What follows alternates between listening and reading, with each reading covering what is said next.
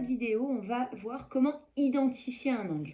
Alors, la première chose que j'aimerais vous dire, c'est en quelque sorte une définition. Un angle, c'est constitué d'un sommet et de ses deux côtés. Et donc l'angle, c'est, si on peut dire ça comme ça, la partie du plan donc de ma feuille qui est coincée entre ces deux demi-droites. Donc comme vous voyez sur le schéma, le point A ici, c'est bien le sommet de l'angle. Pareil que pour le sommet d'une montagne. Et les deux demi-droites, c'est bien ce qu'on appelle les côtés de l'angle. Alors, pour nommer un angle, deux choses à prendre en compte. La première, c'est qu'il faut obligatoirement utiliser 3 points. Et on utilise les points dans l'ordre du tracé. On ne démarre pas du sommet. Donc si je prends un petit crayon de papier et que je veux tracer mon angle, on est d'accord que je pars de B pour passer à A, pour passer à C. Donc je vais écrire BAC. Et puis je peux tracer dans l'autre sens. Je peux démarrer du point C, passer par A et passer par B. Donc ça me donne BAC ou CAB.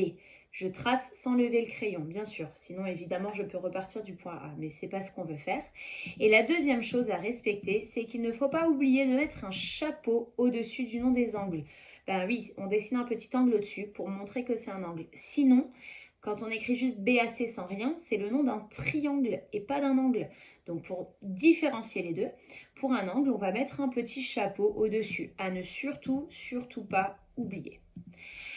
Et une dernière petite chose avant de passer à la vidéo suivante, comme pour les longueurs, il arrive que deux angles aient la même mesure. C'est tout à fait possible qu'ils soient écartés à la même taille.